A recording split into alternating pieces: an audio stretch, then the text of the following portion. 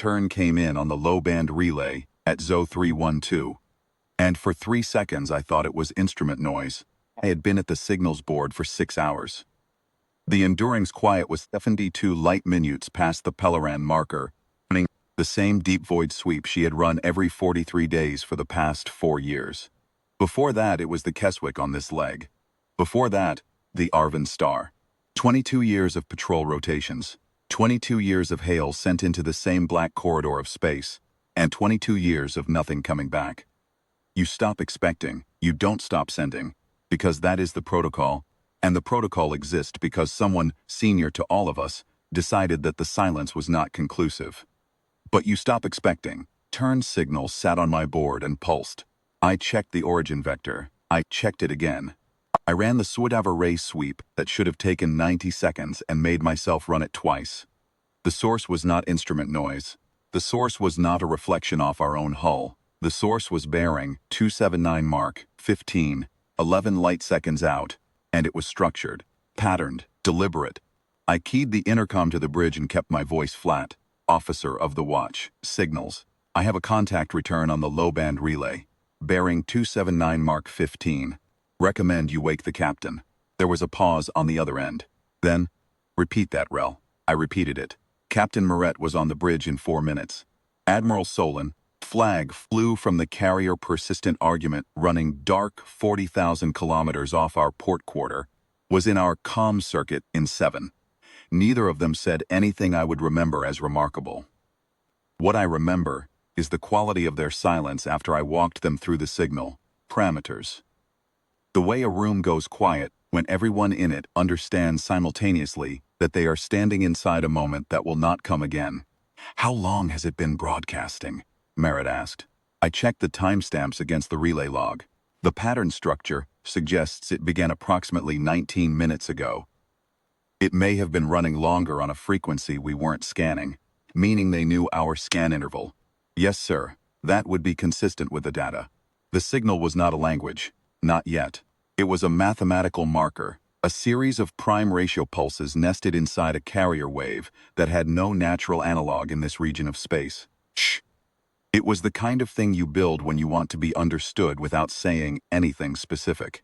When you want the other party to know you are there, and that you are watching, and that you have been watching, without committing to what comes next.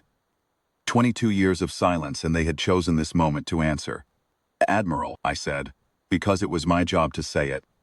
And no one else in the circuit had. The signal's internal structure includes a directional index, pointing at us. They know which vessel is broadcasting the hails. Solon's voice came back measured and slow. They've been tracking us. Some portion of the 22 years, sir. The precision of the directional index implies long-term observation. Another silence. I watched my board. The signal pulsed on, patient, waiting. I have thought about what came next many times in the years since. I have tried to locate the precise moment when the situation stopped being a signals anomaly and became something else. I think it was when Solon spoke the order, not to respond, not to change course, not to bring the fleet to action stations. What she said was, all ships, this is the Admiral, execute protocol vigil on my mark, simultaneous 3, 2, 1 mark. Protocol vigil, I had trained on it. Every signals officer in the fleet had trained on it. In 22 years, it had never been executed outside a drill. 211 ships dropped stealth at the same instant. I had a secondary display running the passive optical array. What I watched, in the 4 seconds it took light to reach us from the nearest decloak event, was space filling.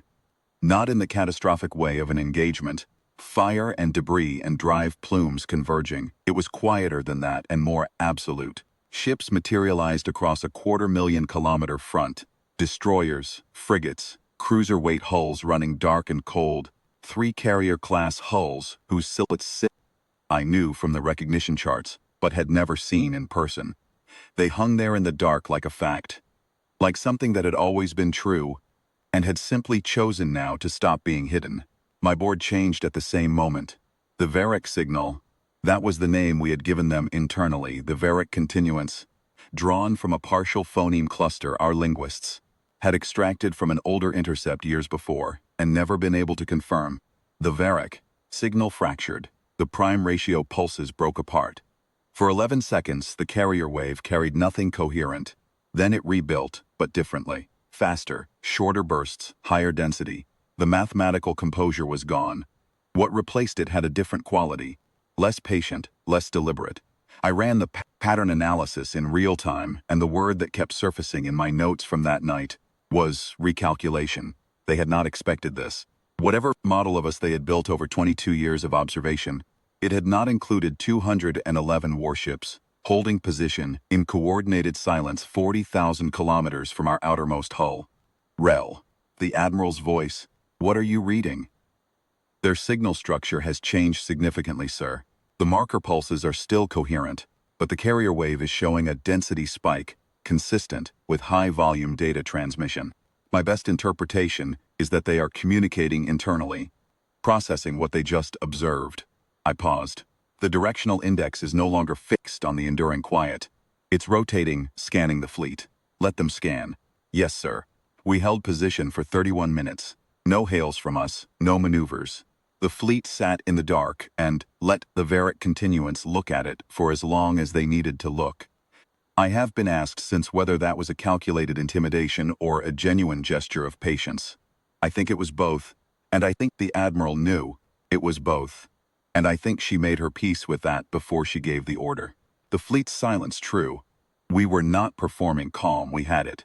But the fleet's visibility was not accidental.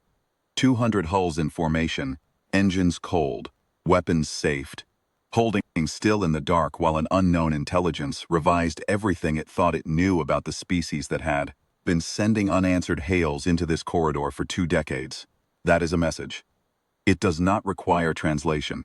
The coherent transmission came in at 0441. It was not in any language we had. It was in our hail format, our own mathematical structure, mirrored back, with modifications. They had spent 22 years learning the architecture of our signals, and they had built something new inside, a response that used our grammar to say something theirs. It took our linguists, working with the raw signal and the AI assist, 11 hours to produce a working interpretation. I was present for all of it. I had not slept, I did not want to. The content, when it came through, was not a greeting. It was not a threat. It was a question, framed in the only shared language available. Mathematical structure. The interpretation our lead linguist gave it, and she was careful to call it an interpretation, not a translation, was this. You waited. Why did you not come when you had the capability to do so? We had been watching them as long as they had been watching us. That was the part they hadn't modeled. The silence had not been rejection. It had not been ignorance.